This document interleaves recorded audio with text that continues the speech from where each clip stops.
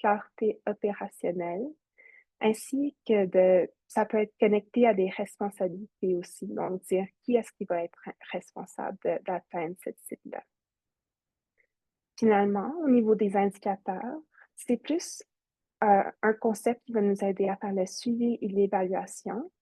Par exemple, essayer d'avoir un taux d'incidence des infections sanguines à gram négatif par rapport à la référence 2019-2020 qui va nous indiquer si on est bien sur le chemin pour atteindre notre objectif.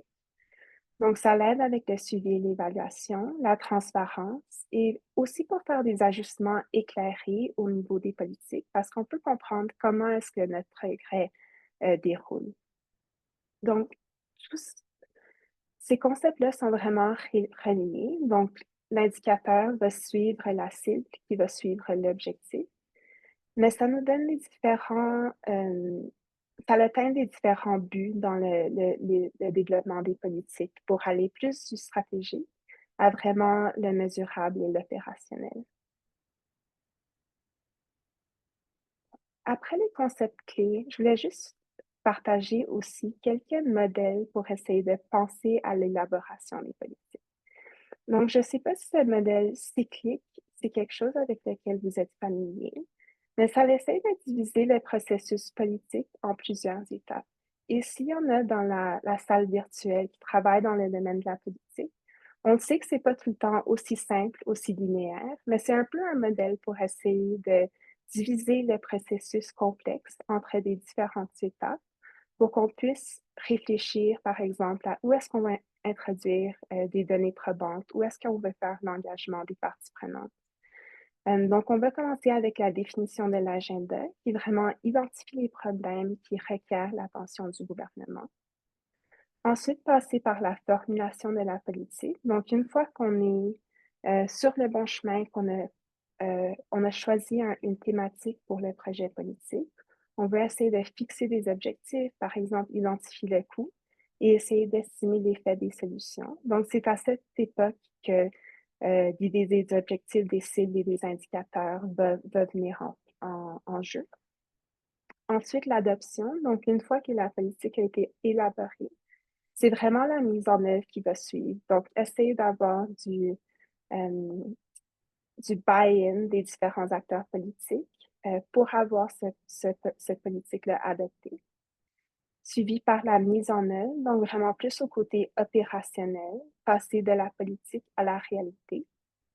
Et finalement, l'évaluation qui est super important pour essayer de voir dans quelle mesure la politique a eu du succès et a bien atteint ses objectifs et ses cibles.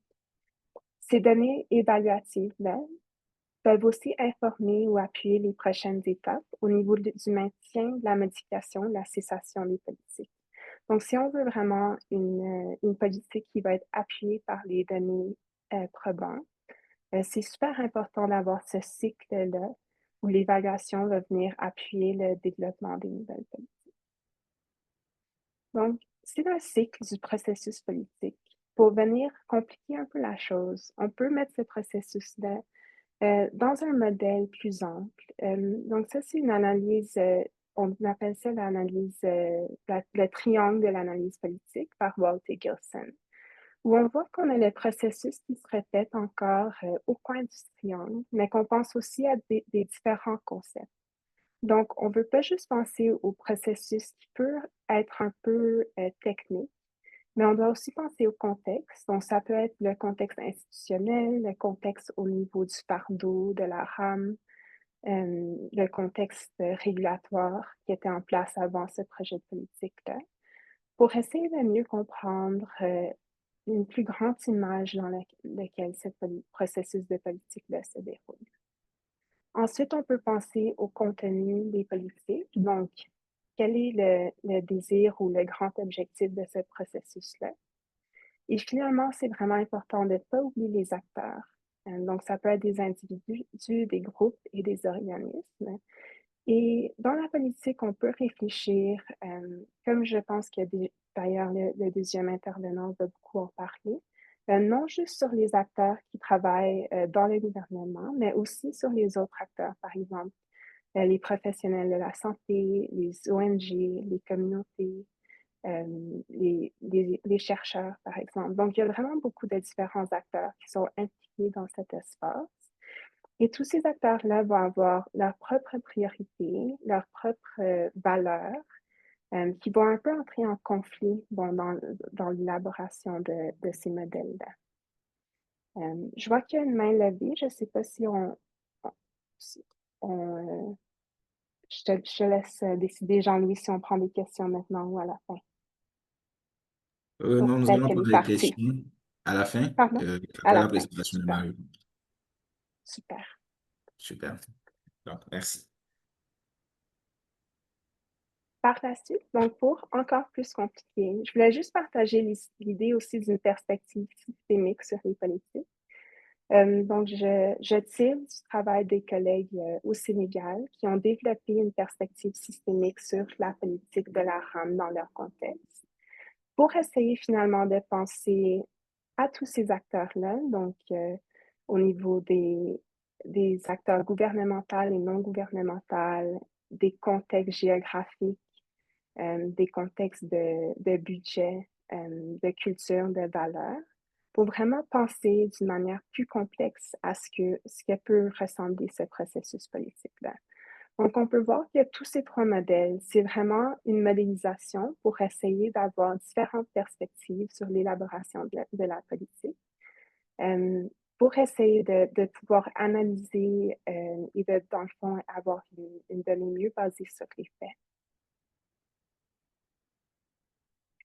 Bon, pour poursuivre, je voudrais parler de quelques projets sur lesquels on travaille pour l'instant au AMR Policy Accelerator, en mettant le point sur deux projets en particulier qui sont quand même innovateurs dans l'élaboration et la mise en œuvre des politiques.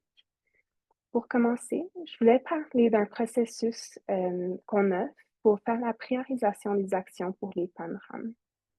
Donc, on appelle ça le Smart Choice Process et c'est vraiment une approche multisectorielle guidée par l'approche Une seule santé et qui est conçue pour aider les gouvernements à prioriser les interventions des PANRAM de manière systématique et transparente. Donc, comme j'ai mentionné, on a beaucoup d'acteurs qui sont impliqués dans l'espace de la RAM, qui vont tous avoir des priorités, des valeurs, des langues même différentes.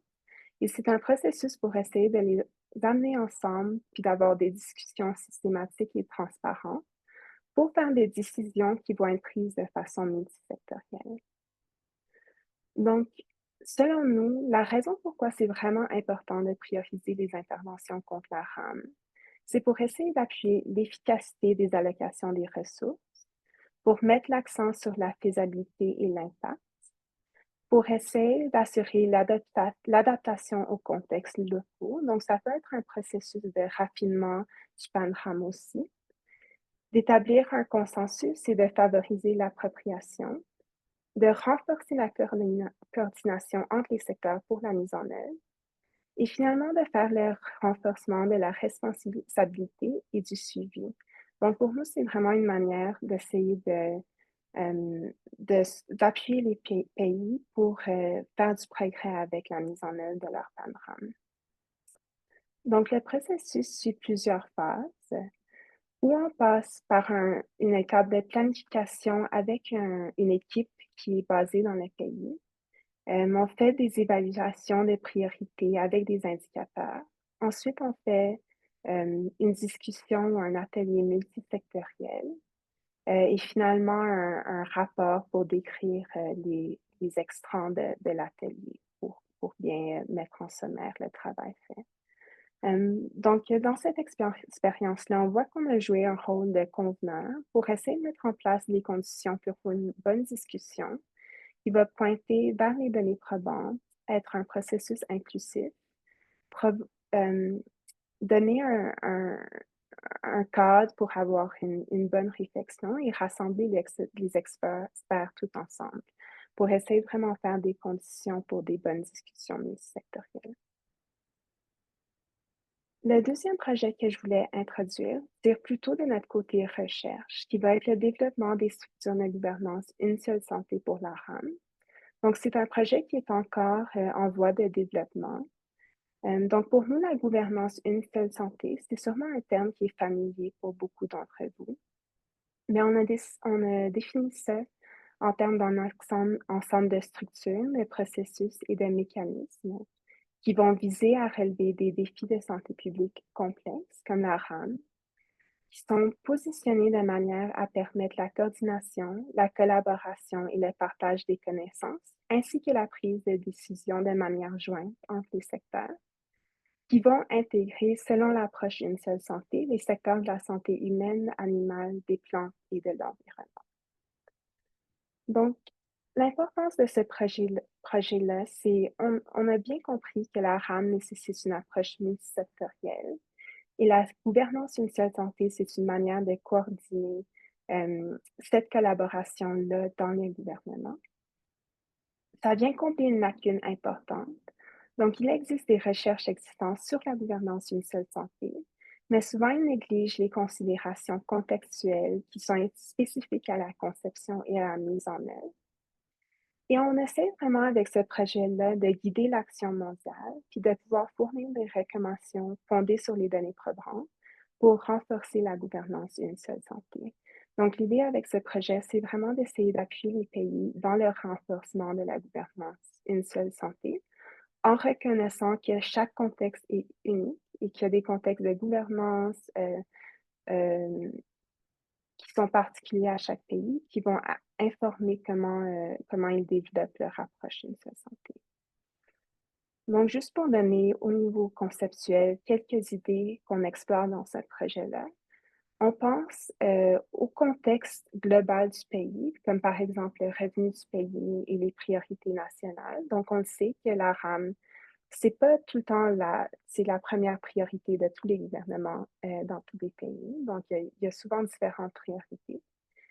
Ainsi qu'au niveau de les structures de gouvernance qui existent, on a différents acteurs, différentes cultures collaboratives, des relations intersectorielles et des niveaux de décentralisation. Donc, au niveau de l'autonomie des acteurs locaux, par exemple. Bon. Finalement, pour en finir, je veux juste toucher brièvement sur les possibilités d'accompagnement du AMR Policy Accelerator. Donc, c'est quand même relié à nos trois approches de travail, mais je peux donner des exemples un petit peu plus concrets. Donc, comme j'ai mentionné, on a notre trois différents domaines de travail, donc la recherche des politiques, les services conseils et le renforcement des capacités. Donc, au niveau de nos services conseils, on offre, comme j'ai mentionné, le Smart Choice Process, qui est fait en collaboration avec les gouvernements nationaux dans différents pays. Et je voulais juste partager les cartes pour voir tous les pays où on a déjà travaillé pour élaborer un Smart Choice Process. Et même que l'équipe, cette semaine, est en Éthiopie pour soutenir le développement du PANRAM. Et vous pouvez voir que le processus de Smart Choice Process peut être utile à différents moments du développement et de la mise en œuvre du PANRAM. Donc, pour certains pays, le processus est venu appuyer vraiment les premières étapes, tandis que pour d'autres, c'est plutôt la mise en œuvre, le plan opérationnel et différentes parties vraiment de ce processus de politique. Dans les services conseils encore, on offre aussi des résumés techniques. Par exemple, un projet qui se fait maintenant sur les voies d'influence des OSC, qui est effectivement en collaboration avec Mario et Ézéchiel, donc je voulais le souligner, qui a pour but l'objectif de fournir aux organisations de la société civile des pays africains francophones un cadre conceptuel et un résumé technique qui va aider à guider l'influence des OSC dans le cycle d'élaboration des politiques contre la RAM. Donc, vraiment penser à ces acteurs non gouvernementaux que j'avais mentionnés. Par la suite, on offre aussi des cours de renforcement des capacités et surtout, on offre notre cours sur l'élaboration des politiques en matière de la RAM. Donc, j'ai inclus des photos de la conférence REACT qui s'est donnée en Zambie cet été. Et le cours, comme j'ai dit, s'offre en présentiel ainsi que virtuellement avec des différentes longueurs. Donc, la version REACT était un peu raccourcie pour bien s'agencer avec la conférence. Et à ce cours-là, c'était quand même intéressant parce qu'on a eu des représentations des pays francophones, ainsi qu'une table francophone et des discussions francophones. Donc, il y avait un peu un côté bilingue à cette itération du cours. Donc, c'est fini. Je voulais juste partager nos réseaux sociaux. On est sur Blue Sky Social sur LinkedIn et on a aussi un bulletin mensuel du Global Strategy Lab. Donc, si vous voulez c'est suivre la continuation de notre travail, vous pouvez vous enregistrer aussi. Merci beaucoup. Merci, Chloé, pour cette présentation très captivante. Et sans transition, on va passer à la deuxième présentation qui est celle de Mario. Donc, mettez-moi d'introduire Dr. Mario comme il se doit. Donc, Dr. Mario est fondateur de ECA, Service de santé publique. Il propose des solutions de santé innovantes, profondément ancrées dans les défis spécifiques de l'Afrique subsaharienne, axées sur la surveillance, la recherche et l'éducation. L'éducation, est-ce que on me reçoit en ligne? Allô? Oui, on fera ça. Oui, on te Super. reçoit, oui. Super, merci. Et l'éducation en santé publique, il vise à améliorer les systèmes de santé et les résultats. En tant que médecin et spécialiste en santé publique, son travail s'appuie sur son parcours atypique, notamment un doctorat en médecine de l'Université Gamal Abdel Nasser et deux masters en santé publique et nutrition humaine de l'OMS et de l'Institut régional de santé publique et de l'Université d'Abomey Calavi.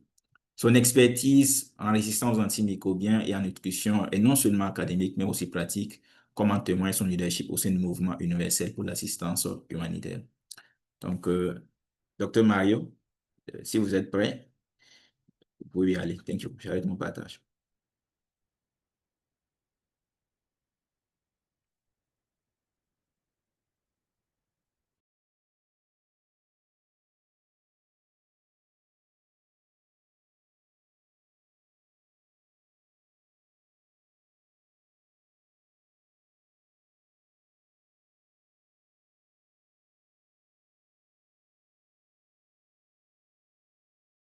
Est-ce que vous avez accès à mon écran? Oui, c'est bon. D'accord. Merci beaucoup, docteur Jean-Louis, de m'introduire. Et merci aussi, Chloé, pour ta présentation qui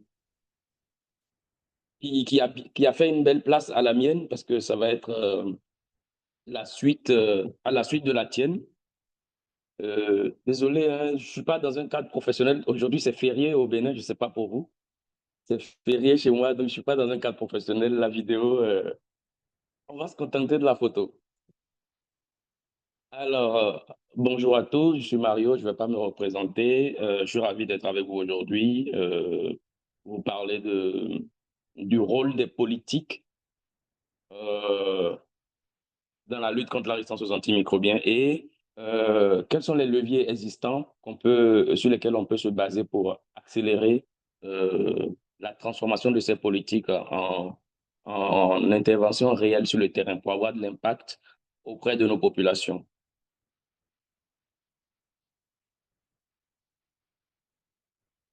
Euh, alors, rapidement, je vais présenter mon organisation. C'est ECA, Public Health Services. Je vais vous laisser le site web à la fin de ma présentation.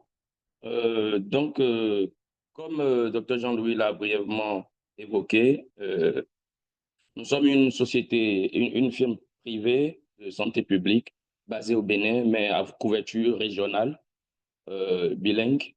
Donc, nos trois axes d'intervention, c'est la recherche en santé publique pour le profit d'organisations de moyenne à grande échelle, mais aussi de la recherche tout simplement auprès de candidats de thèses et mémoires en sciences de la santé.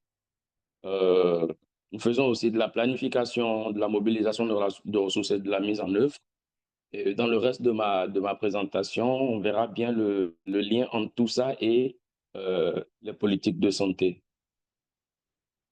Donc, les atouts sur lesquels on se base, c'est simple, hein, c'est que c'est une équipe de professionnels locaux qui apportent des solutions locales avec leur expérience et leur background local, apportent des solutions aux problèmes avec lesquels ils ont grandi. C'est des environnements dans lesquels nous avons grandi. Nous connaissons les challenges qu'il y a sur le terrain, nous connaissons les ressources existantes et les opportunités ainsi que les menaces. Donc, apporter des solutions locales à nos propres problèmes.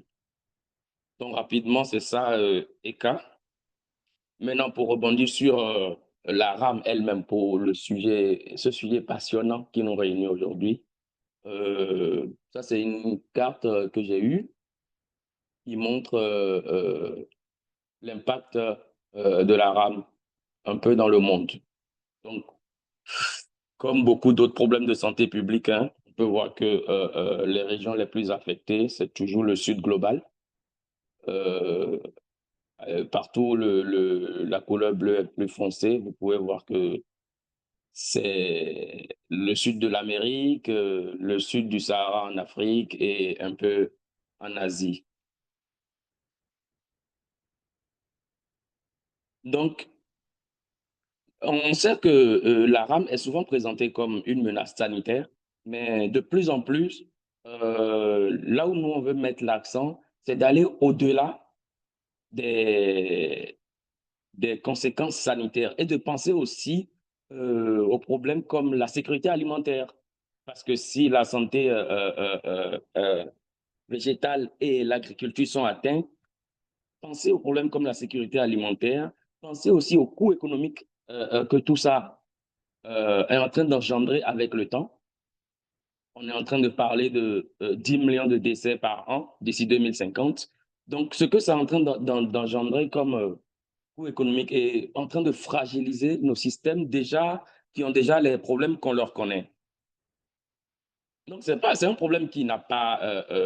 il m'arrive hein, à plusieurs rencontres avec plusieurs professionnels. Quand on évoque la RAM, quand on évoque l'approche One Health, il y a beaucoup de professionnels hein, de la santé, de la santé animale, de la santé humaine, qui envisagent encore la RAM comme un phénomène abstrait.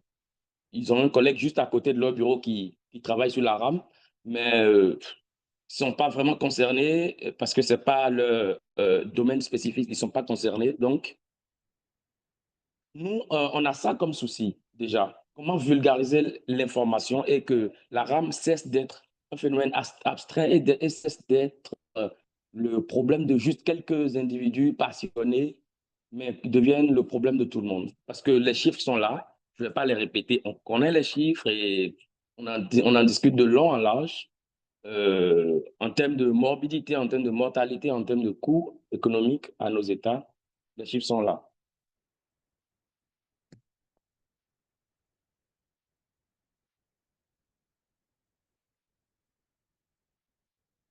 Alors, pour passer de la présentation de Chloé à la mienne, on a vu, Chloé nous a parlé de comment se définissent les politiques, le processus derrière pour définir les politiques en matière de RAM. Maintenant, de façon concrète, sur le terrain, en matière de RAM, où est-ce qu'on en est? De façon concrète, sur le terrain, au jour le jour, c'est quoi la RAM? C'est quoi les politiques de RAM? On connaît tous le plan d'action global qui a été lancé en 2015. Tout a commencé par là. Le plan d'action global qui a été décliné après en plusieurs plans de chaque pays. La carte de l'Afrique à côté, juste là, nous montre les pays africains qui ont déjà développé leurs plans d'action nationaux. Vous les voyez, dont puisque Ajram et Eka sont du Burkina et du Bénin respectifs. Ces pays-là ont déjà développé le plan d'action et ces plans d'action sont déjà endossés par les différents pays. Et maintenant, on est en train de parler du plan d'action 2.0, c'est-à-dire après révision du premier plan d'action, on est en train de peser les pour, les contre, qu'est-ce qui a marché, qu'est-ce qui n'a pas marché, pour passer au plan d'action nationaux, version 2. Le Burkina l'a déjà fait. Le Bénin, on a révisé notre premier plan récemment. On attend de passer au second. Donc, pour en revenir à l'impact des politiques dans la gestion de la résistance aux antimicrobiens, supposons que prenons un pays qui a décliné ce plan d'action. global, en plan d'action national, donc pour une gestion locale de son propre plan. Il faudra maintenant une implication réelle des politiques, des décideurs locaux. C'est-à-dire, une fois que on se base sur le plan d'action global pour faire un plan d'action national, maintenant, il faut que les décideurs aient vraiment à cœur ce problème. Et c'est malheureusement ce qui nous retarde encore, c'est-à-dire comment faire comprendre aux décideurs l'importance de la RAM par rapport à tous les problèmes qu'on a déjà. On parle déjà de paludisme, on parle de VIH, on parle de tuberculose, on parle de plein d'autres pathologies. Mais comment faire comprendre que la RAM est tout aussi importante et qu'elle est transversale à plusieurs autres problèmes et qu'en prenant en compte la RAM, on peut régler aussi plusieurs autres problèmes.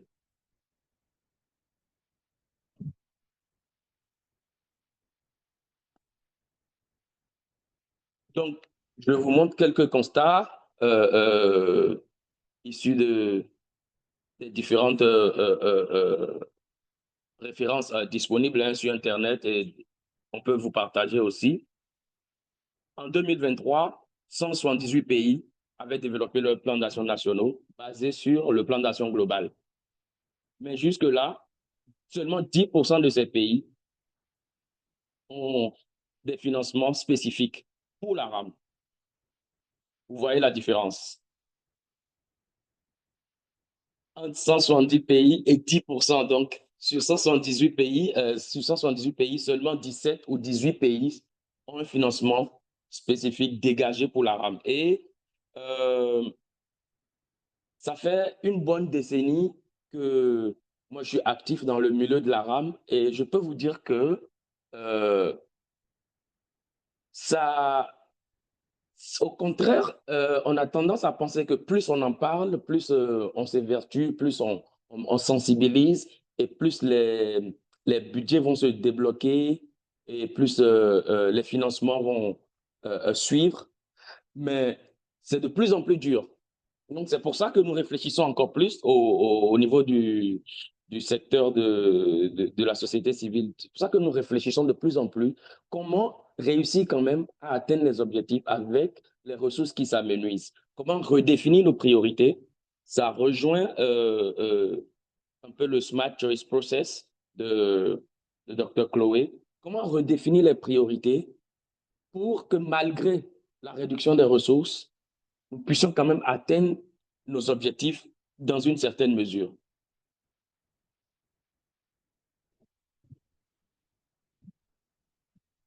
Donc, le plan d'action global est en train d'être révisé. Actuellement, on est en plein processus de révision.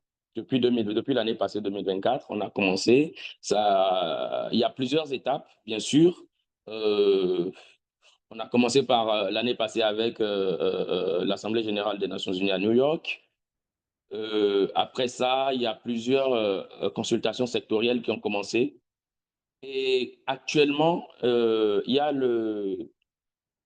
ce qu'on appelle IPEA, le panel indépendant de consultation de tous les acteurs impliqués dans la RAM. Et c'est sur ce point que moi, j'ai envie d'insister un peu pour nos participants ici, de tous les secteurs, hein, que vous soyez médecin, que vous soyez auxiliaire de santé, que vous soyez de la santé animale, de contribuer à ce processus. Les liens sont disponibles, on peut vous les partager aussi. Les liens sont disponibles pour contribuer. C'est ouvert, c'est un panel ouvert pour que tous les acteurs contribuent. Et quand ce plan d'action sera révisé, plan d'action global sera révisé, c'est parti pour 10 autres années, voire plus. Donc, c'est le moment pour nous tous, surtout acteurs africains, et faisant partie des plus touchés, des plus affectés par le phénomène.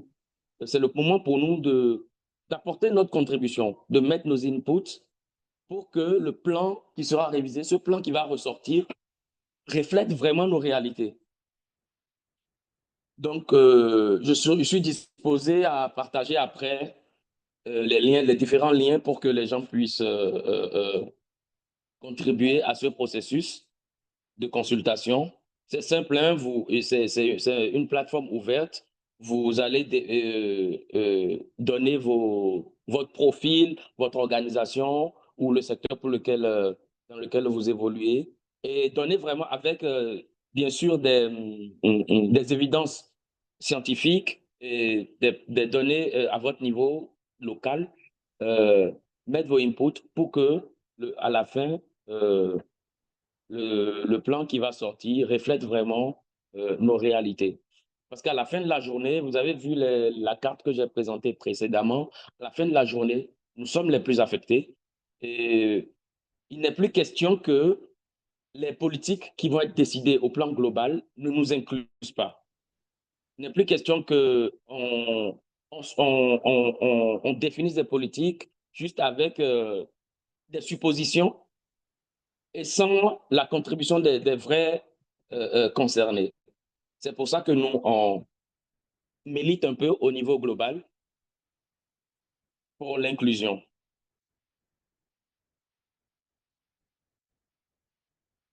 Alors, maintenant, venons concrètement au levier. Je ne vais pas revenir sur la définition des politiques, la définition des objectifs, des cibles.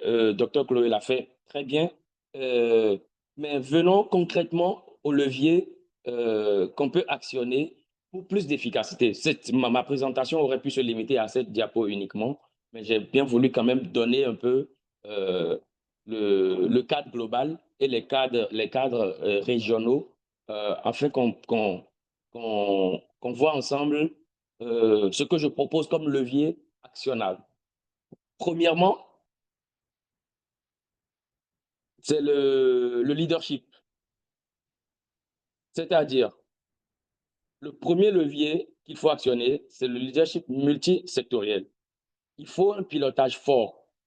Tout de suite, les pays qui sont en train d'exceller ou en train de faire de leur mieux dans notre contexte africain en termes de RAM, c'est ceux qui ont positionné le leadership multisectoriel à un niveau élevé dans la gouvernance, c'est-à-dire à la primature, à la présidence ou au sein d'un comité intersectoriel des ministères.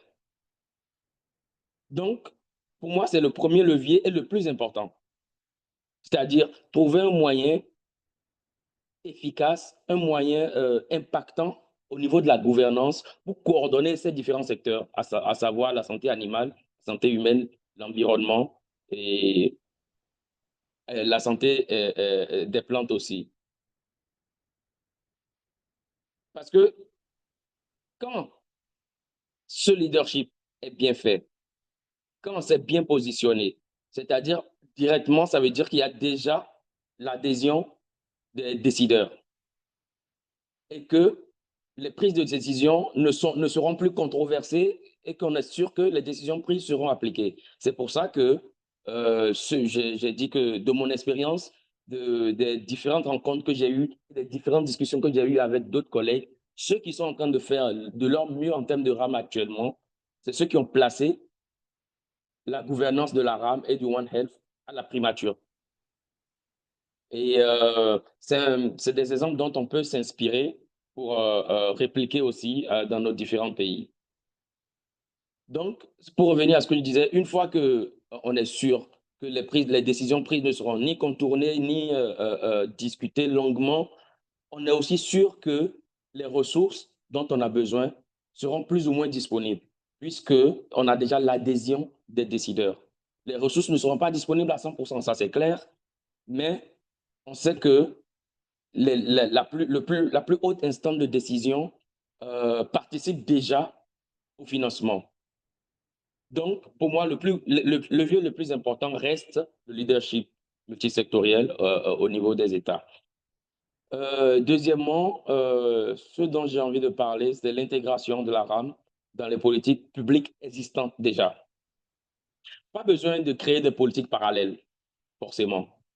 Il faut infuser la RAM dans les politiques de gratuité des soins, par exemple, d'accès aux intrants agricoles. Il y a certains collègues aussi de certains pays, surtout en Afrique de l'Est, qui sont en train de très bien faire de ce côté-là l'inclusion de la RAM dans les politiques agricoles, par exemple. Parce que, quoi qu'on dise, le secteur agricole consomme jusqu'à 70% des antibiotiques, globalement. Donc, c'est un secteur très, très consommateur d'antibiotiques et très générateur de résistance aussi. Donc, aussi inclure, quand je dis on n'a pas besoin de forcément de créer de nouvelles dynamiques parallèles et qu'on peut compter sur ce qui existe déjà, on peut aussi inclure la RAM dans les curricula de formation déjà médicale, vétérinaire, de pharmacie, vous voyez, ou dans les stratégies de développement, local déjà, on peut introduire la RAM. Se baser sur ce qui existe déjà, parce que comme c'est un problème transversal, il y a déjà des programmes de lutte contre différents problèmes de santé publique dont on peut s'inspirer ou par lesquels on peut passer pour lancer les interventions en termes de RAM. Quand je quitte là, pour les financements, ouais, c'est vrai que je l'ai dit tout à l'heure, en termes de RAM, les financements, c'est compliqué à débloquer, c'est compliqué puisque le problème lui-même est encore abstrait pour beaucoup de personnes, et les professionnels et les décideurs. Donc, les financements sont un peu difficiles à mobiliser, mais on peut aussi se baser sur des fonds déjà existants. Trouver l'aspect RAM des problèmes déjà existants. C'est-à-dire, on a le VIH, on a la tuberculose, toutes ces pathologies et problèmes de santé publique qui sont consommateurs d'antimicrobiens, sont aussi générateurs de résistance. Donc, on peut passer par là pour débloquer des financements pour lutter efficacement contre la rame aussi. On peut aussi taxer, de plus en plus on en parle, taxer l'importation et la vente d'antibiotiques. On commence à en parler de plus en plus, comme la taxe carbone pour les véhicules et les consommateurs de carburant. On peut taxer ça aussi. Je sais que l'industrie pharmaceutique ne va pas être très d'accord, mais c'est faisable et reverser ces revenus dans la lutte contre la rame. Mon quatrième levier sur lequel je veux parler, c'est le renforcement institutionnel et la régulation. C'est aussi vrai qu'on ne peut pas contrôler la rame si les laboratoires de surveillance sont dysfonctionnels. Comment diagnostiquer, comment isoler les organismes multirésistants, si les antibiotiques sont en vente libre, si la vente n'est pas contrôlée, c'est pour ça que je parle de régulation, si la vente n'est pas contrôlée, si la prescription aussi n'est pas contrôlée dans les centres de santé, s'il y a des marchés parallèles de vente de médicaments, si les agences de régulation n'ont pas les moyens ou ne sont pas aussi indépendants.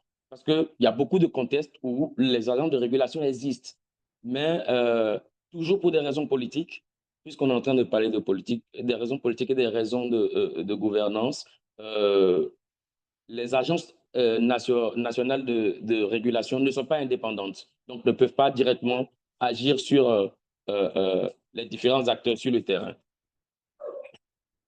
En dernier, je vais parler du plaidoyer et de la sensibilisation, qui est le levier qui m'intéresse moi le plus en tant qu'acteur de la société civile. Quand je parle de plaidoyer et de sensibilisation, c'est vraiment important, vraiment, vraiment, parce que même le fait qu'on soit là en train d'en parler, moi, en tant qu'acteur de la société civile, en tant que lead du cluster de la société civile sur la plateforme quadripartite, ce qu'on peut faire en tant qu'acteur de la société civile, c'est énorme. Déjà, à commencer par la sensibilisation, informer, et éduquer les populations, éduquer les professionnels, éduquer les décideurs. Puisque, si vous voyez bien, tout ce dont j'ai parlé jusque-là, le leadership, l'intégration, le financement, la régulation, souvent, c'est des leviers qui, a priori, on considère que c'est du ressort du niveau central, que les acteurs lambda, la population, ne peut pas trop agir sur ces leviers. Mais quand il s'agit de sensibilisation et de plaidoyer, tant qu'on peut le faire et du mieux qu'on peut le faire, nous, on continuera de le faire. Merci encore à Ajram pour ça, en tant qu'organisation de la société civile, pour tous les efforts depuis toutes ces années qui sont consentis. Parce que c'est par l'éducation, par les campagnes communautaires, par la sensibilisation, par les activités de plaidoyer, auprès de nos décideurs, auprès des institutions internationales, auprès des professionnels de la santé, ou bien des différents secteurs du One Health. C'est par là qu'aussi qu'on peut accélérer, c'est-à-dire la traduction des politiques en impact communautaire direct. C'est-à-dire, on peut déjà contribuer à l'agrégation de données qui vont contribuer à l'élaboration des politiques. Et maintenant, une fois que ces politiques seront élaborées, aussi contribuer à la traduction de ces politiques en action sur le terrain. Parce qu'à la fin de la journée, les bénéficiaires, les cibles restent les communautés à la base. Donc, tout part de là et tout revient encore là. Donc, pour moi, c'est les leviers. Si on peut vraiment insister sur chacun de ces points, on peut avancer en termes de RAM. Si on peut insister sur le leadership et aussi un aspect que j'ai peut-être un peu omis, le leadership n'est pas que l'apanage des politiques, des dirigeants, des gouvernants. Le leadership aussi peut venir de la communauté. C'est ce que nous, on est en train de faire. Les initiatives peuvent venir de la communauté. On peut initier nous-mêmes des activités avec les ressources qu'il y a, quand je dis ressources, ce n'est pas forcément les finances, mais il y a beaucoup d'acteurs de la société civile qui ont les ressources humaines qu'il faut, les connaissances qu'il faut et qu'on peut exploiter.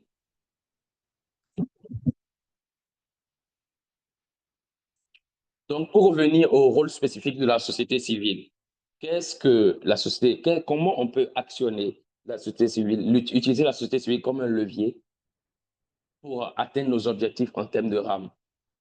Comme je le disais tout à l'heure, la société civile reste le pont entre les communautés et les dirigeants, entre les communautés et les institutions académiques, comme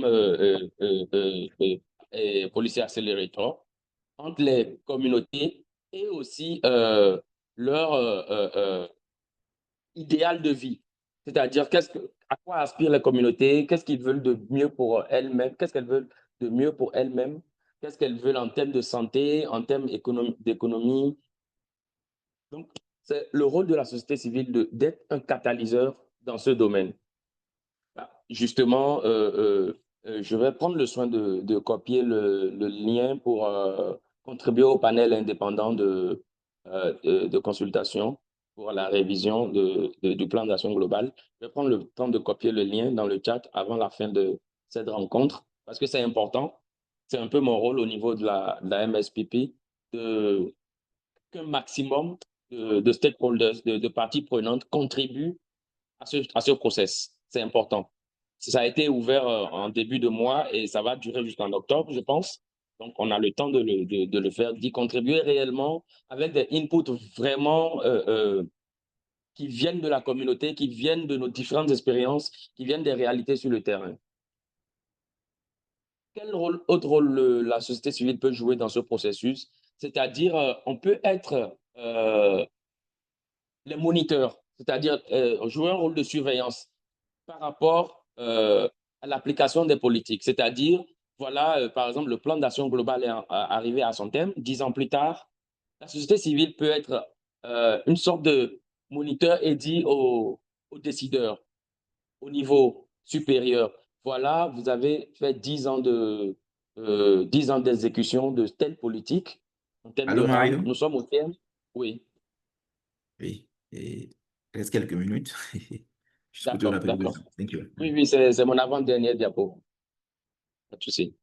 Donc, qu'est-ce qu'on peut... voilà, je parlais de redevabilité, c'est-à-dire que la société civile peut être une sorte de moniteur auprès des politiques, c'est-à-dire au thème d'implémentation d'une politique donnée, les représentants de la société civile peuvent venir faire le point et dire aux politiques, voilà, on a implémenté ça pendant 10 ans, voilà ce que ça a donné, voilà les failles qu'il y a eu, et voilà comment nous, on pense qu'on peut l'améliorer. Voilà, nous, nos données qu'on a du terrain.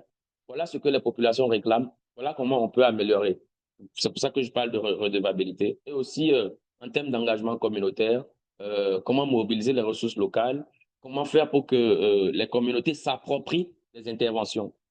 une politique qui est en train d'être appliquée, comment faire pour que les communautés se sentent vraiment concernées, ne pensent pas que ce n'est pas leur problème, parce qu'à la fin de la journée, elles sont toujours porteuses des charges que ces problèmes impliquent.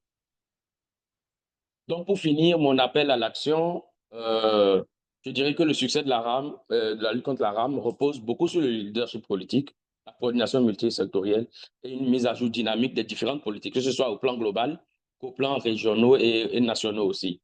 Donc, mon appel vers les décideurs, c'est de soutenir activement ce processus de révision. Et quand ça viendra, l'heure de décliner ce plan d'action global en plan d'action nationaux, d'être vraiment impliqué aussi et d'y mettre du leur. Par rapport aux partenaires différents, je ne suis pas sûr qu'il y ait beaucoup de partenaires dans cette réunion, de partenaires techniques et financiers dans cette réunion, mais l'appel qu'on lance vers eux souvent, c'est de s'impliquer vraiment dans les initiatives locales, de ne pas faire seulement des financements one-shot, financer un projet sur 2, 3 ans et arrêter et disparaître, co-créer les solutions avec les communautés locales pour s'assurer de la durabilité, s'assurer aussi que les communautés peuvent continuer l'activité après le financement. Et enfin, vers les communautés, c'est de s'engager, de s'informer, comme on est en train de faire ici, parce que cette rencontre, c'est purement une initiative de la société civile, donc de s'engager au quotidien de façon proactive, je dirais même de façon agressive, d'aller vers les différentes instances de décision, de ne pas rester en arrière, qu'on décide pour nous. Ça, nous n'allons jamais nous fatiguer de le dire, de ne pas laisser qu'on décide pour nous, de ne pas laisser que juste devoir se retrouver seulement à devoir mettre en œuvre des politiques auxquelles on n'a pas participé. Donc, en gros, voilà un peu mon intervention d'aujourd'hui. Je suis acteur de la société civile, je suis représentant de la société civile, donc ne, ne vous étonnez pas que le plus gros de mon intervention soit allé dans ce sens. Donc, je vous laisse ici le lien de notre site web de ECA, un screenshot de la page d'accueil que vous pouvez visiter. Pendant les questions, je vais copier les différents liens dont je vous ai parlé. Merci beaucoup pour votre attention. Ça, c'est une photo d'une rencontre multisectorielle qu'on a faite au Niger dernièrement avec les acteurs des différents ministères. Et c'est une rencontre de la société civile qui a invité les acteurs ministériels. Donc, c'est le genre d'initiative que nous encourageons. Merci. Merci, docteur Mario, pour cette brillante intervention qui nous ramène à la réalité du terrain et aux défis concrets de la mise en œuvre. Et ce qui ressort de vos deux interventions, c'est la parfaite complémentarité entre vos approches. D'un côté, docteur Chloé nous a rappelé l'importance de la recherche, de l'analyse des données et des cadres politiques solides pour guider nos actions à grande échelle. Et elle nous a montré que la lutte contre la RAM commence par une bonne planification et une stratégie basée sur des preuves scientifiques. De l'autre, docteur Médica nous a offert un aperçu des réalités pratiques, des enjeux de gouvernance et de la nécessité d'avoir des services publics robustes pour transformer ces politiques en actions concrètes. Ensemble, vous nous avez démontré que la théorie et la pratique sont indissociables. Il ne peut y avoir de politique efficace sans des mécanismes de mise en œuvre. Et il ne peut y avoir d'action durable sur le terrain sans une stratégie et, je dirais, politique claire. Donc, c'est le pont entre la science et l'action qui est au cœur de cette lutte. C'est sur cette note de complémentarité que nous allons maintenant passer à notre session de questions-réponses. Et je suis sûr que ces deux perspectives ont suscité de nombreuses interactions dans l'audience. Donc, pour cette session, nous allons procéder et pour ceux qui ont des questions pourront peut-être lever la main pour que nous puissions leur passer la parole. Et d'autres également peuvent laisser leurs questions directement dans le chat et je vais les recueillir pour les adresser aux intervenants. Donc, pour les questions, priez se présenter et dire bien évidemment à quelle heure intervenant votre question est adressée. Merci.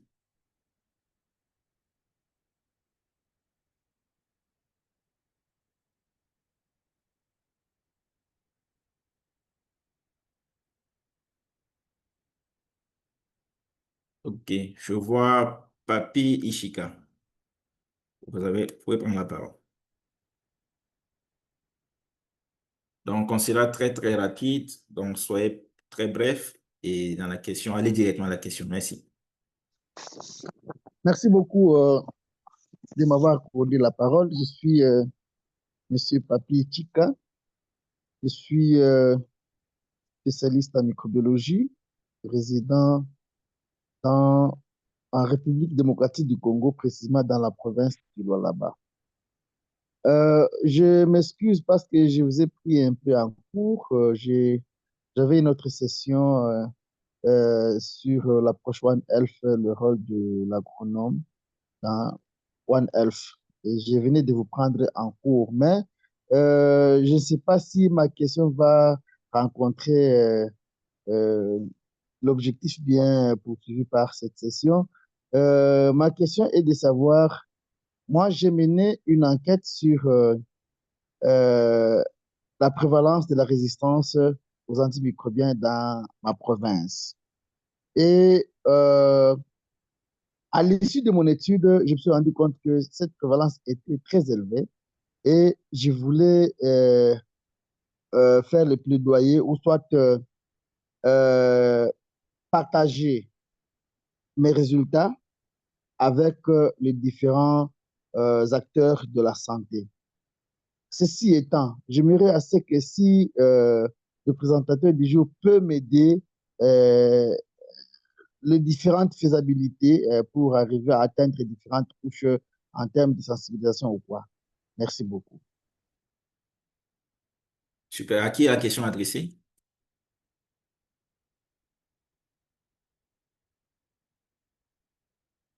Ou c'est aux deux intervenants? Le dernier intervenant, société OK. civile. Docteur Mario. Super. C'est noté. Oui. Merci. OK. Prochaine question. Vous pouvez juste lever la main et nous vous donnerons la parole ou poser la question directement dans le chat pour qu'on puisse. OK.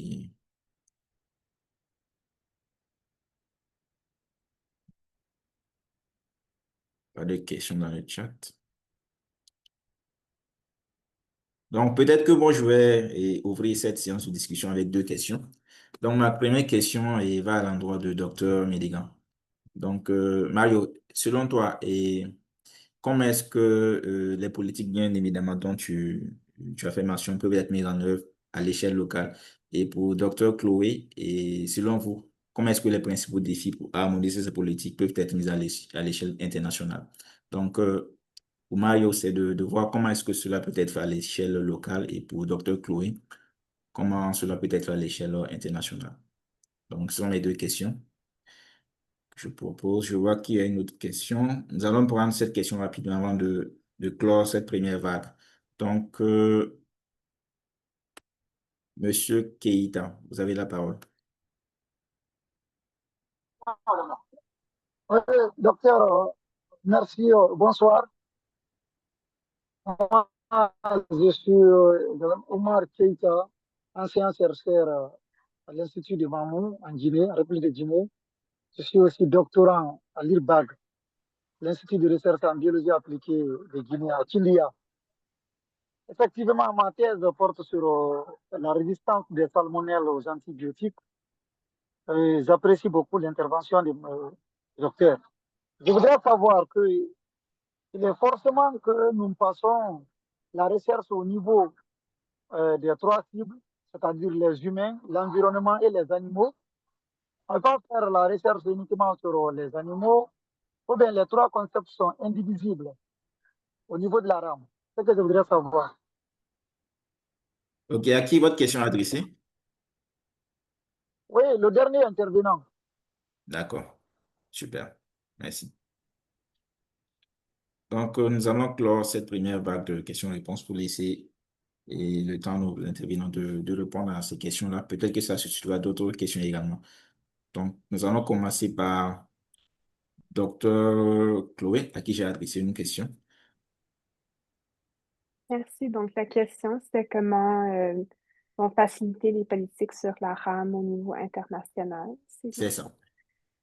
Oui, bon, ben, je pense que les points de Mario étaient très forts au niveau de l'importance de que toutes les différentes régions du monde s'impliquent dans le développement de ces politiques mondiales-là, puis d'avoir une bonne représentation de différents pays, de différentes régions, de différents secteurs aussi, comme pour que ça soit pas juste les gouvernements ou les chercheurs, mais aussi les organismes à base communautaire, les communautés qui s'impliquent aussi. Donc, je pense que c'est vraiment important pour avoir une politique mondiale qui reflète plus les réalités des différentes régions. Puis je pense que c'est aussi important ces politiques mondiales-là, ils vont être des lignes directrices, mais ça va pas être, tout cru dans le bec, prêt pour tous les différents pays.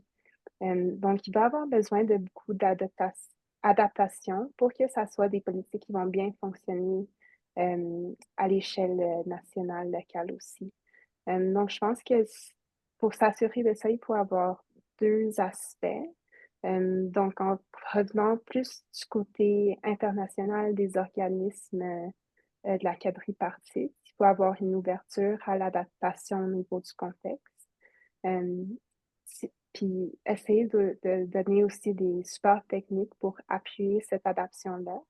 Donc, je sais que dans certains des outils, il y a déjà la possibilité d'adapter les supports techniques qui ont été donnés, les lignes directrices qui ont été données, et de souligner aussi l'importance de commencer tous ces nouveaux projets, par exemple les deuxièmes vagues de panorama, avec une bonne analyse du contexte, des activités qui se font déjà dans chaque pays, des structures de gouvernance qui sont déjà en place, parce que ce qu'on veut éviter, c'est d'avoir une duplication, je pense, des structures. Donc, avoir une ouverture à cette adaptation-là du côté international. Et ensuite, au niveau des pays, faire le travail aussi pour bien adapter. Et je sais que ça se fait déjà en grande partie pour s'assurer que c'est les lignes directrices qui vont être dans le gap de la RAM. Ils vont pas nécessairement se traduire à 100% exactement au niveau des panorames. Il va y avoir des adaptations qui sont nécessaires pour s'assurer que les objectifs et les priorités des pays sont bien pris en compte. Donc, je pense que ça va des deux niveaux, mondial et national aussi. Je sais pas si je vais finir là.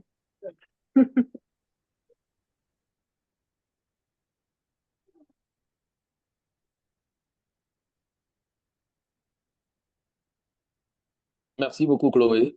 Euh, Sans transition, je vais passer aussi aux questions qui m'ont été adressées, avec la permission de Dr. Jean-Louis. Euh, la question de Dr. Sebego, c'était comment traduire ces politiques, ces mêmes politiques, au niveau local. Et j'insisterai encore une fois que c'est là que vient en action les organisations de la société civile au niveau local, que ce soit les ONG, les associations d'étudiants, les associations des femmes, toutes les associations ou bien tous les acteurs communautaires doivent s'impliquer massivement parce que la première étape vers la résolution d'un problème de santé publique, c'est l'engagement communautaire. Quand la communauté s'approprie le problème, la communauté participe à la création des solutions, ça va beaucoup plus vite. Donc, c'est pour ça aussi que lors de la formulation de ces politiques, il faut que les représentants de cette communauté soient impliqués. Parce que quand, et c'est trop souvent le cas, ce qui est dommage, c'est que quand les politiques sont définies sans ces cibles, au niveau de la traduction, nous, en tant qu'experts, quand on nous fait appel, en tant que professionnels de santé publique, on nous fait appel pour aller implémenter ces programmes sur le terrain, c'est compliqué. Et on constate clairement le déphasage entre les politiques et la réalité sur le terrain. Donc, pour répondre en quelques mots à la question, c'est l'engagement communautaire, la prise en compte, l'inclusion des représentants des communautés dans l'élaboration des politiques. Et voilà. Ça, c'est la question de Dr. Sebego. La question du collègue de la Guinée, dont je n'ai pas retenu le nom, l'enseignant, il demandait si la recherche doit se faire se faire en silo. On doit faire la recherche de chaque secteur séparément. De mon expérience, j'ai participé à à plusieurs travaux différents. Il y a des travaux qui sont multisectoriels, des thématiques directement One Health. La thématique de la recherche est déjà directement One Health. Donc, les données sont collectées de tous les secteurs. Ça dépend de ce qu'on cherche. Ainsi que des travaux spécifiques à certains secteurs. Et encore plus spécifiques, c'est-à-dire, on va, comme votre recherche, c'est sur la résistance aux salmonelles. Vous voyez, ça, c'est très spécifique à la santé humaine. Il y a des sujets plus englobantes dans la santé humaine, mais il y a des sujets aussi qui englobent plusieurs secteurs. Il y a des sujets aussi qui ne sont pas forcément en rapport avec la santé, mais qui ont un impact sur la rame. Donc, toutes ces thématiques de recherche entrent en compte et les trouvailles de ces thématiques peuvent servir aussi d'évidence scientifique pour évoluer. La dernière question, j'espère avoir bien répondu, sinon vous me laissez un message aussi dans le chat. J'ai laissé mon mail aussi tout à l'heure. La dernière question, c'est notre collègue du Congo, Papi Itika. J'avoue que j'ai pas bien retenu la question. Il demandait euh, si on peut l'aider à vulgariser sa recherche. Est-ce que vous pouvez m'aider à répéter la question? Oui, je pense que sa question, c'est de savoir comment est-ce qu'à partir des résultats de son étude, on pourrait faire des plaidoyers, bien évidemment, et notamment au contexte local avec les communautés comme au contexte étatique, si j'ai bien compris. Bon, on peut lui remettre la parole pour qu'il puisse me étayer. Si c'est bien ça. Donc, Monsieur Ishika, c'est bien ça?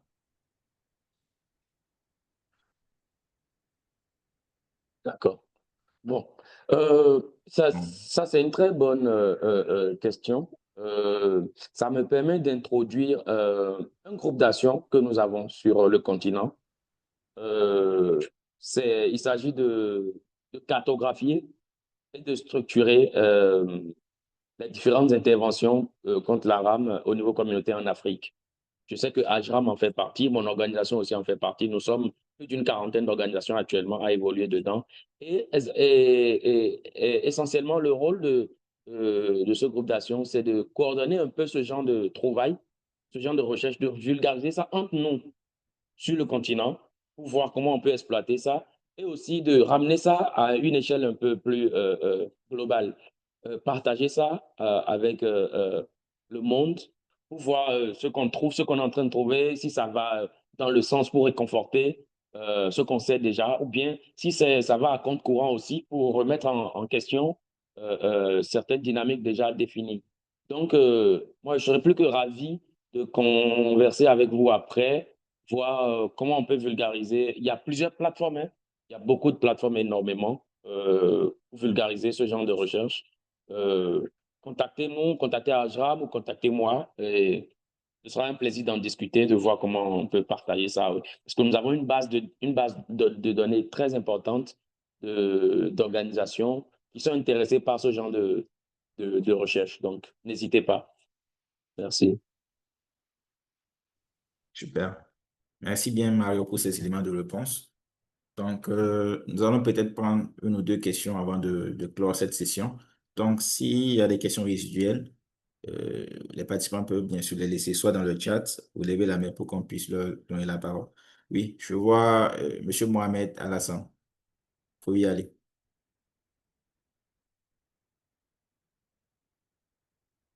D'accord. Bonsoir tout le monde. Moi, c'est Dr Alassane Mohamed. Je suis microbiologiste à l'hôpital général de référence de Niamey au Niger. Voilà, donc je suis titulaire d'un doctorat en biologie. Je suis titulaire aussi d'un master en bactériobiologie et titulaire aussi d'un master en gestion et projets et programmes de santé. Donc voilà. Donc moi j'ai beaucoup aimé vraiment les deux présentations. J'ai suivi de long et large. J'ai suivi aussi la présentation de Dr Chloé, dont j'ai beaucoup aimé parce que avec elle on a déjà commencé à comprendre comment élaborer les projets et programmes dans le cadre de la RAM. Moi, ce que je voulais savoir, En fait, j'étais un peu distrait lorsqu'il présentait la partie Smart Choice Process. Donc, je voulais qu'elle revienne sur cette partie pour m'expliquer un peu cette partie. J'étais un peu distrait. Donc, vraiment, j'ai beaucoup aimé comme elle est dans le domaine. Maintenant, moi, j'ai une question à la demander. Je voulais savoir, c'est vrai ici en Afrique, surtout en Afrique de l'Ouest, on est en train de rédiger des plans d'action, mais on n'arrive pas à avoir des financements. Voilà. Je voulais la demander quels sont les organismes qui financent, à part l'OMS, parce que l'OMS, moi, je ne vois pas les financements. Moi, je suis au Niger, hein, comme je le dis, parce qu'il y a un plan d'action qui a été déjà élaboré, dont la réalisation vraiment a été difficile. Maintenant, je pense qu'il y a un deuxième plan qui est en cours, voilà, qui n'a pas été approuvé jusqu'à présent. Je voulais savoir quels sont les organismes qui financent des plans d'action dans le cadre de la RAM. Voilà. Donc, je vais revenir au niveau du deuxième intervenant, docteur Mario Medegan. Vraiment, j'ai beaucoup aimé votre présentation. Voilà. Donc, vous qui êtes ici en, comment dirais-je, en Afrique de l'Ouest avec nous, juste à côté au Bénin. Donc, je voulais savoir, qu'est-ce qui bloque en réalité le renouvellement de l'élaboration de ces plans d'action et leur mise en œuvre aussi? Qu'est-ce qui les bloque selon vous, d'après vos expériences, vos connaissances? Merci beaucoup pour la parole.